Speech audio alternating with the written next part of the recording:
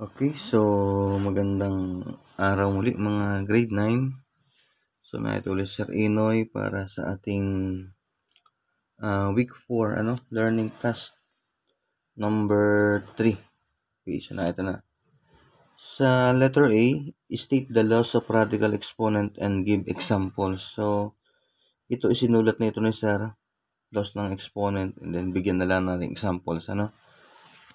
So law number 1 sa radical exponents, we have the quantity of, so ito ay nth root. So n ibig sabihin kahit anong index niya.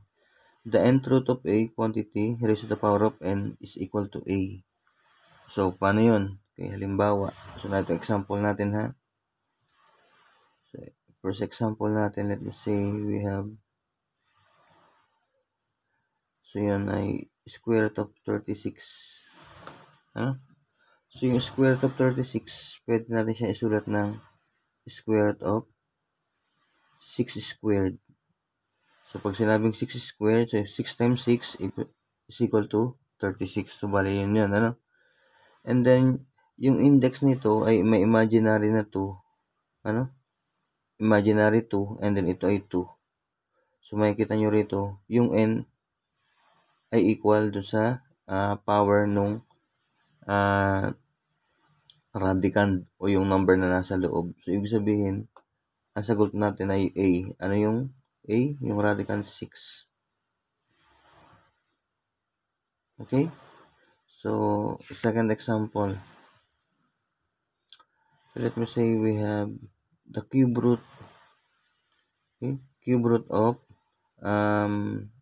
let me say b cube.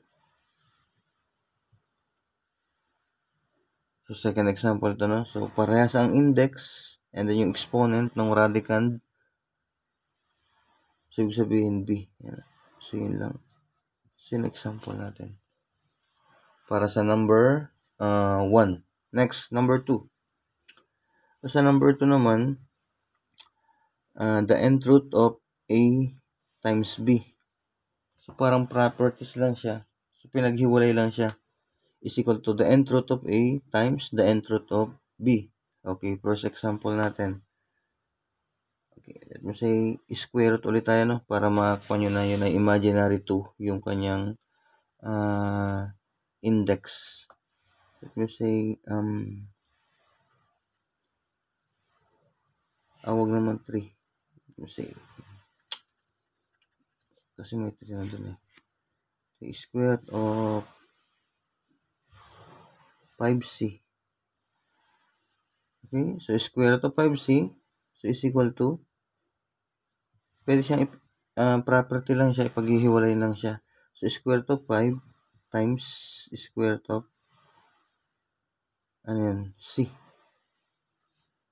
Okay, so second example. The second example natin ay, let me say, the cube root of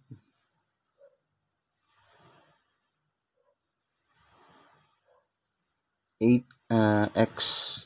Okay. So, the cube root of 8x so is equal to, so pwede siyang paghiwalayin, cube root of 8 times the cube root of x. Okay, kaya lang itong cube root of 8 ay pwede siyang isulat ng the cube root of 2 cube times the cube root of x. And then, so dito natin ilagay. So, parehas yung index. So, i-apply ko yung number 1 na law ng radical. So, cube root, and then ito ay power of 3. So, ibig sabihin ito ay matatanggal 2. Tanggal na yung radical sign, So, 2, the cube root of x. Okay, so yun yung second example sa number 2. Next, sa number 3 naman, so kung ito ay multiplication, so ito ay division naman, So, multiplication, pinaghiwalay lang, and then division, pinaghiwalay din lang. Okay? So, example natin. Let me me say square root of 3 over x. So yan. So equivalent lamang siya sa square root of 3 over square root of x. So yun lang. Parang property lang siya. So ito dito. Yan. Okay, next, second example. Gawin naman nating fifth root. So say fifth root of ano bang maganda dyan? Fifth root of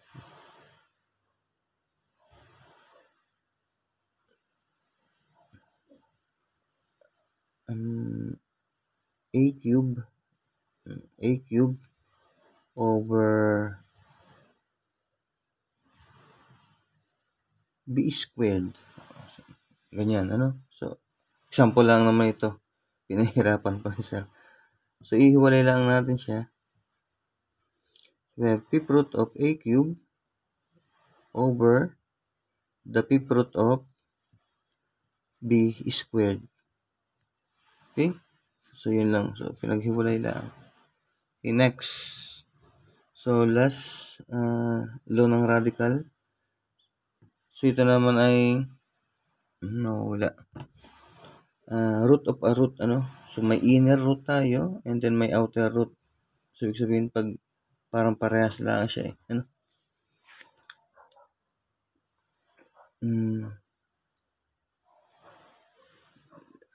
Kasi, the cube root of the square root of 2. Yan. The cube root of the square root of 2. So, pwede nating paghihiwalay lang natin. So, example number 1 na.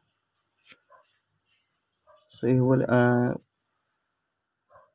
iyan lang natin. So, i-rewrite ano.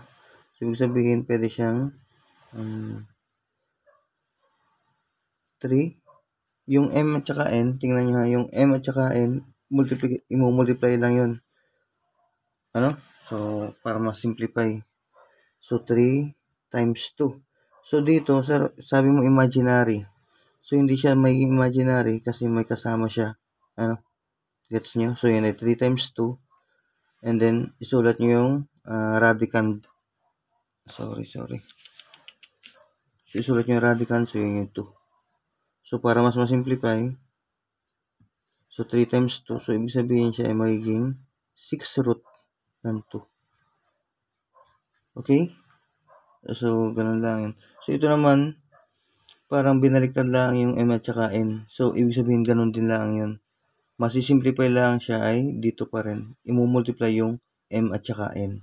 So, kagaya nung ginawa ni sir. 3 times 2, so yun ay 6.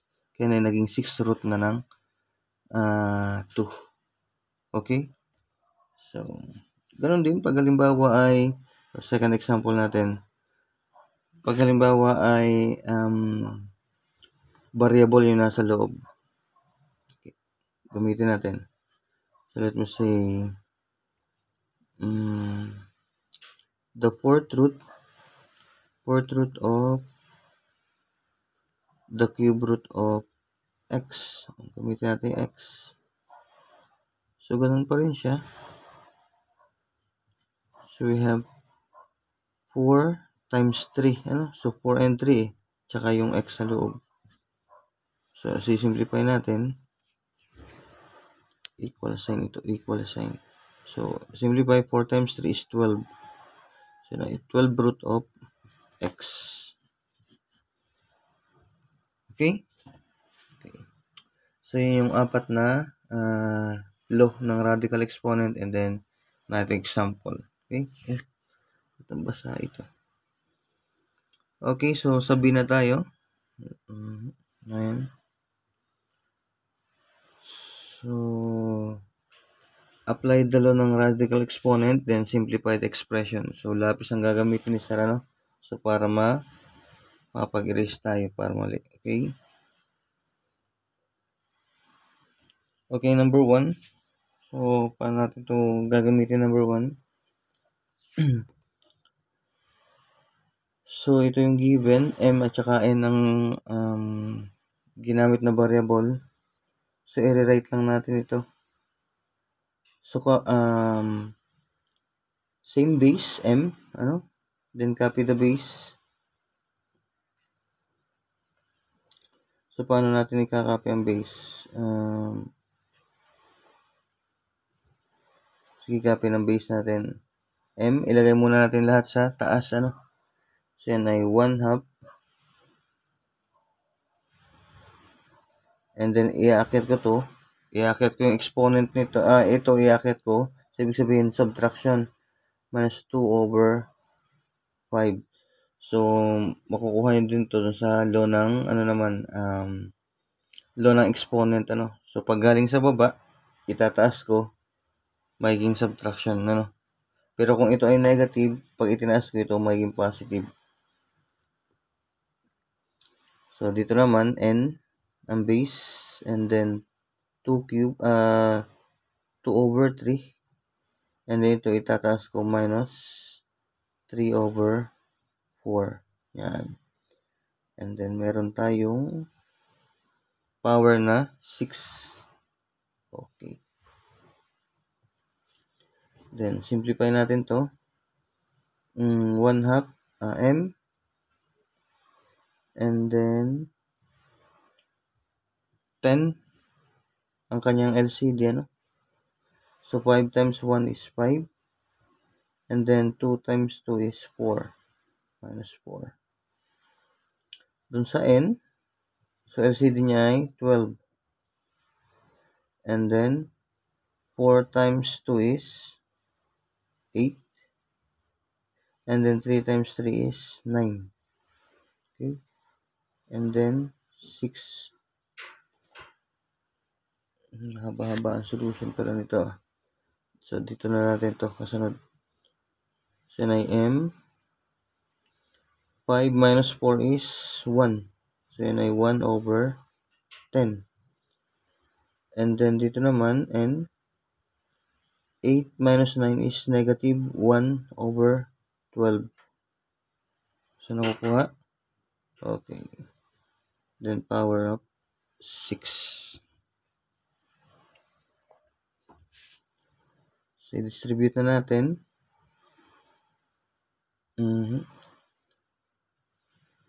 Paano ba natin to? Dapat pala yung malaki ang space ng solution na. Okay, so tingnan natin to. So, ito'y kasunod na rito, Huwag mali to. So, 6 times 1. So, yan ay m. 6/10. Sorry.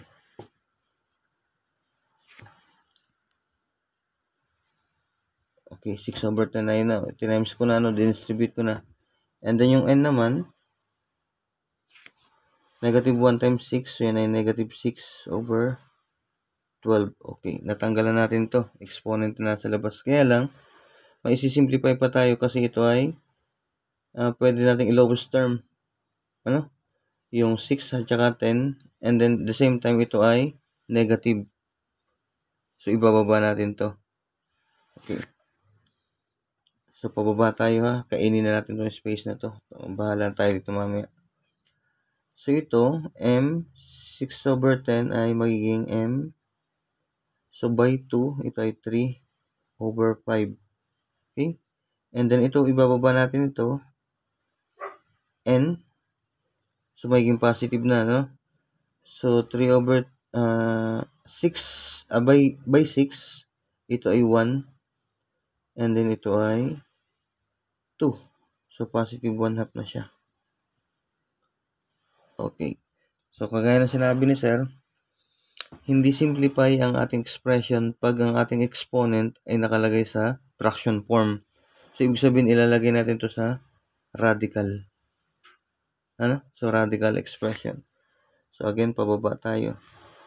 So, ibig sabihin, ang ating final answer ay, so, fifth root, so, yung kanyang index, yung denominator, m cube over the square root of n. Okay, so yun. Sinimplify lang natin to. Nilagay natin sa radical expression. Okay. Dahil ang topic natin ay hindi pa naman tayo simplifying radical expression, so ito ay i-consider ko na final answer. Pero yung susunod na lesson natin, ngayong week na ito, yung lesson para sa week 5 and 6, hindi simplify ito pag may radical sa denominator. Pero sa ngayon, dahil ito pa lang ang topic natin, so ito ay i-consider na final answer. Okay? Okay, so yun number 1. Next. Number 1 to ha, so na ito ang solution. So, pinagkasyalaan ni sir. Number 2, so parang medyo madali-dali naman ito number 2 eh. So, in number 2, so dito natin ilagay ang solution. Equal sign. So, gagamitin na lang natin ay cancellation. So, negative, ito, negative 3, tapos ito ay positive 3. So, numerator, denominator, mag-cancellation lang tayo. Ito ay magiging positive 1, ito ay 1. So, i-distribute ito. Distribute. And then, ito din, i-distribute din natin. So, ito ay makakancel din. Kasi, 3 din, tsaka 3, ito ay may imaginary 1. Cancel din, cancel. So, ito ay may imaginary 1. Okay? So, magiging sagot natin dyan. So, P, negative 1/4. Tama? So, kasi may 1 na natira. And then, may denominator. So, ito naman, whole number na siya yung Q. May imaginary na 1 na lang. Kasi 3 times 1/3 is 1. So, na yun na. So, ito lang sisimplify natin kasi may negative and then fraction pa ang kanyang exponent. So, ito ay magiging Q. Yung natira sa taas, kasi positive yung 1 na exponent, imaginary. So, ito ay imaginary. And then, over P raised to the power of positive 1/4 na. Okay? So, 1/4 na siya. And then, kagaya ng sinabi ni sir, ilalagay natin ito sa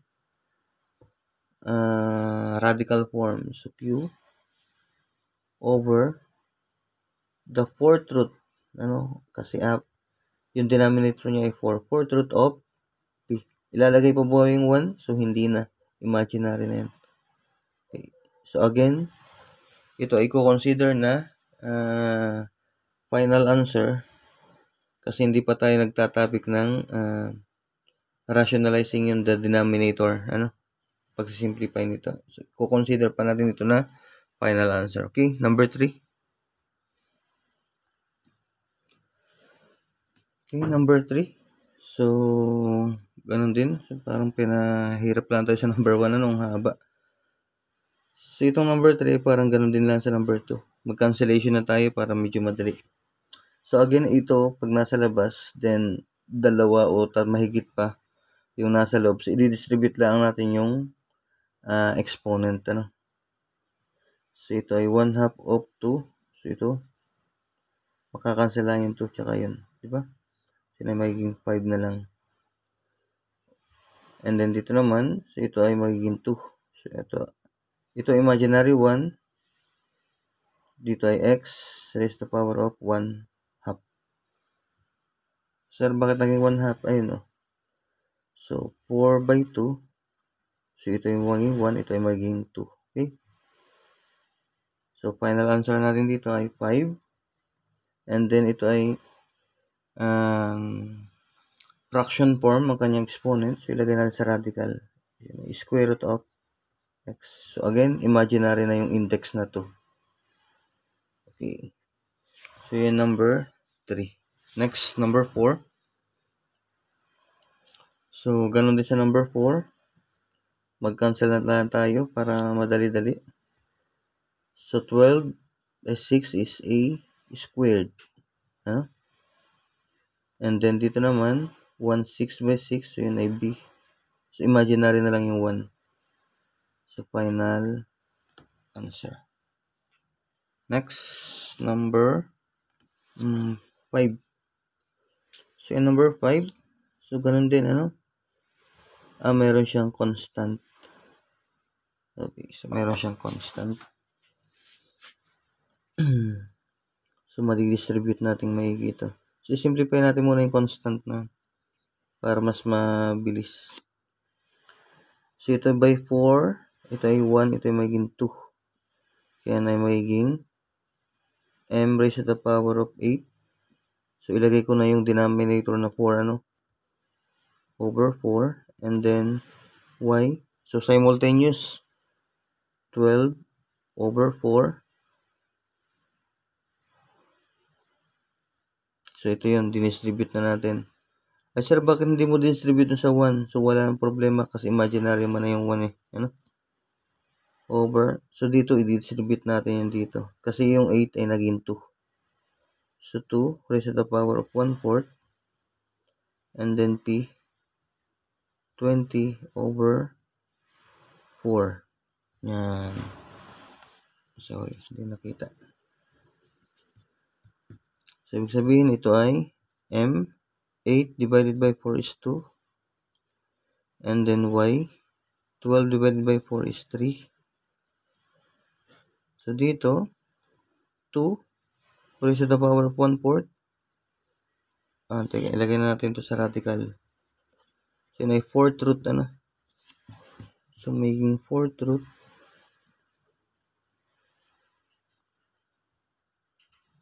4th root ng 2. And then, 20 divided by 4 is 5.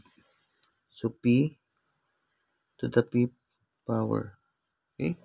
So, i-arrange natin, balik rin natin to kasi radical naman itong nauna. Pwede natin siyang i-rewrite.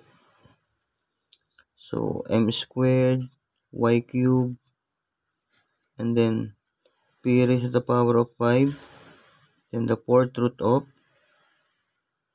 2. Okay, so pwede natin yung i-rewrite. So, inihuli natin yung may radical sign. Next, number 6. Parang medyo matatapos na ata.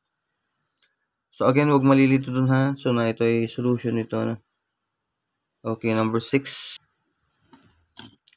So, dito ay parang ganun din. Distribute na lang natin. Kaya lang ay ano bagang maganda rito sa number 6? Kasi ito ay constant and then constant din ito. So, i-distribute na lang muna natin yung 1/3,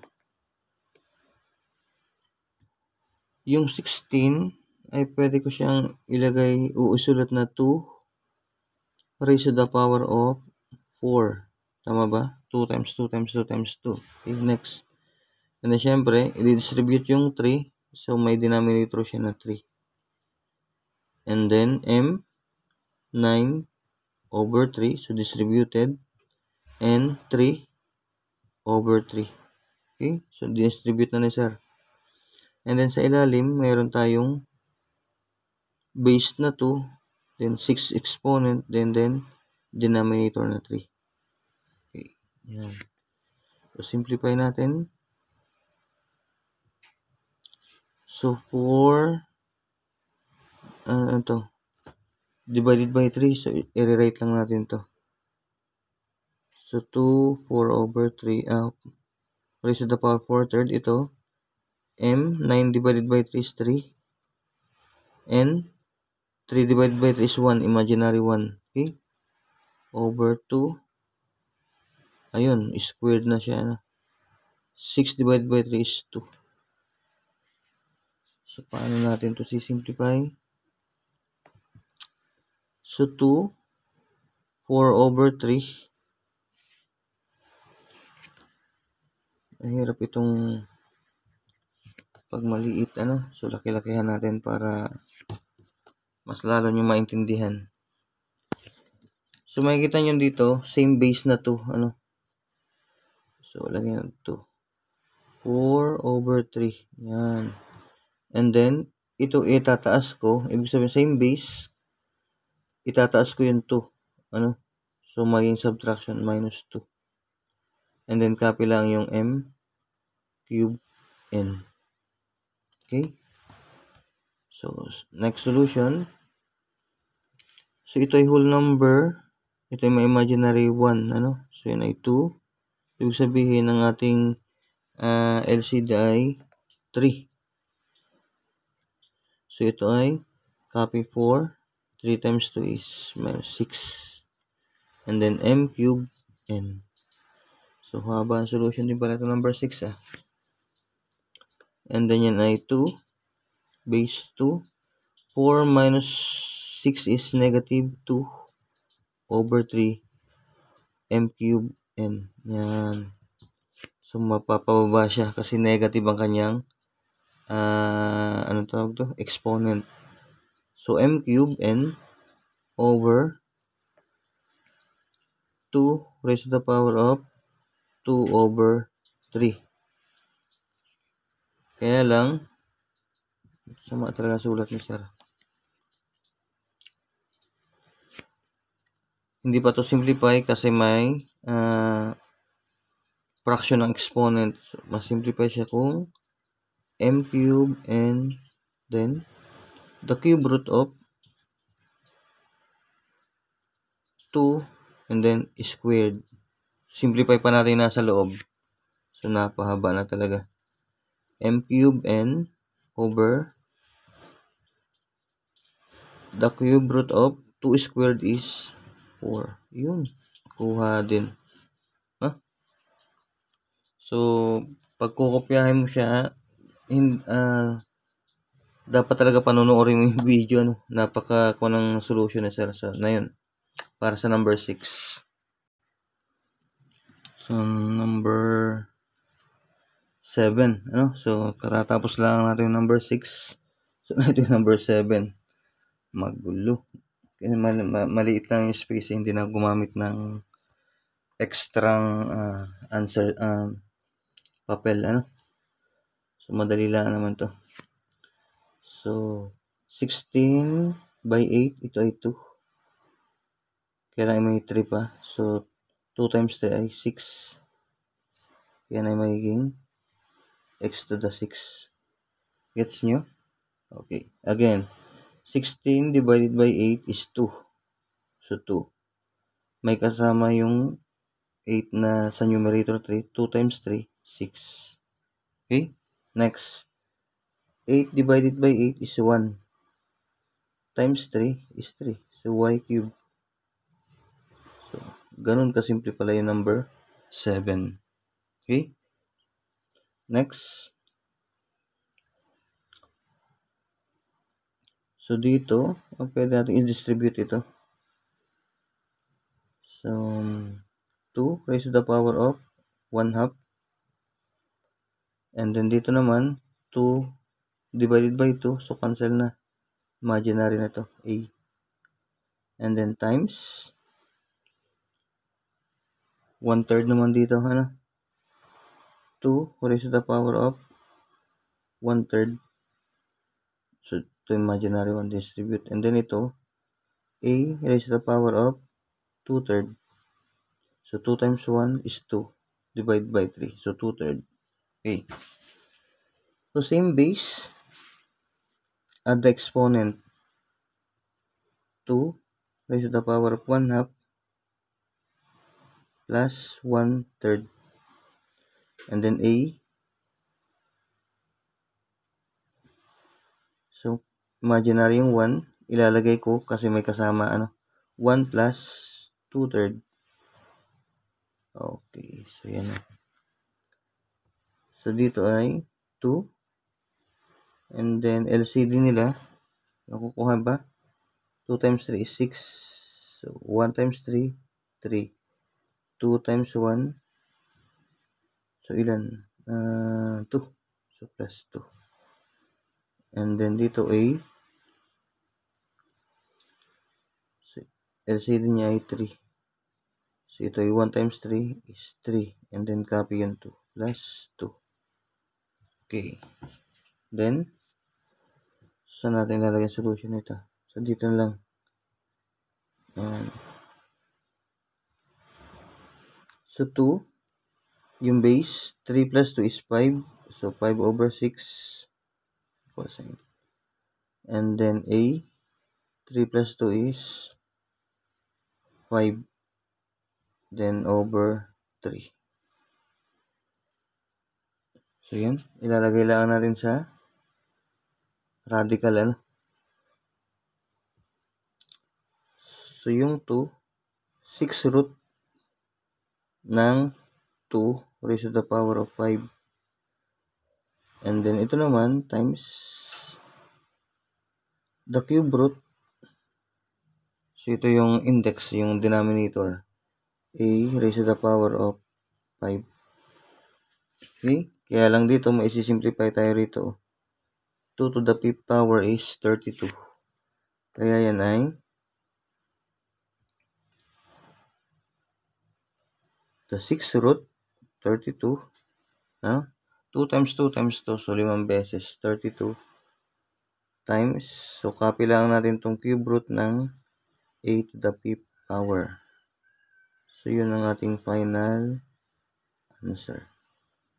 Ayan, nakuha na natin yung 1/2 nitong 9. Okay? Number 9. O, plus naman ito. So, simplify lang natin. So, 10 divided by 5 is 2. So, x squared. So, plus 4 divided by 2. So, 1/2 eh. Di ba? So, x squared din. O, final answer. X squared plus x squared is 2x squared. Baka mamaya, i-add nyo lang yung exponent ha. So, hindi. Addition yan. Okay? So, medyo tricky lang yung number 9. Ano? Pero madali. Okay, last number. Number 10. So, i-distribute na natin to. 3 squared. And then, 2 by 2. So, cancel. So, magiging q raised to the power of 5. So, dito naman, by 2. So, ito ay r raised to the power of 1/2. Ano? So, 2 and 4 eh. So, mas malaki yung nasa denominator. Kaya may dun. Dito naman, na-cancel lang. Kaya 5 next. Sa baba, ayun, magiging 6 lang siya. Okay? Kasi ay 2 times 1/2 is 1. Imaginary na yun. Okay. Next. So, 3 squared is 9. And then, copying q to the 5th power. Yung r, ilagay na natin sa radical sign. So, square root of r over 6. And then, pwedeng i-lowest term yung kanyang constant, yung 9 and 6. So, by 3. So, by 3, ito ay magiging 3. Q to the 5th power, square root of r. So, by 3, ito ay matitira ay 2. So, lowest term lang natin yun. Okay? So, yun yung final answer. Okay, so natapos natin itong learning task number 3. So, sana ay may natutunan uli. Sa bakasyon, so sa Christmas vacation ay tatapusin ko na yung mga learning tasks natin para ngayon sa quarter 2. Yes, quarter 2. Tatapusin na sila. So, bahala na kayo mag-advance study. So, bakit tatapusin na agad ni sir? So, marami kasi nagre-request ng video sa grade 7, grade 8, at saka grade 10. So, hindi ko na nagagawa, So, maraming gawa sa school. So, priority ko itong 9 kasi ito yung talagang, ang tawag dito, handle ni sir. At ito ay under ng aking action plan. Ito ay under sa aking action plan. Ang grade 9 na subject sa math. Okay? So, doon sa mga hindi pa nakaka-subscribe ng mga estudyante sa grade 9, o kahit na anong grade level. So, pwede kayo mag-subscribe para ma-notify kayo sa mga video lesson ni sir. Okay? So, maraming salamat and then bye-bye.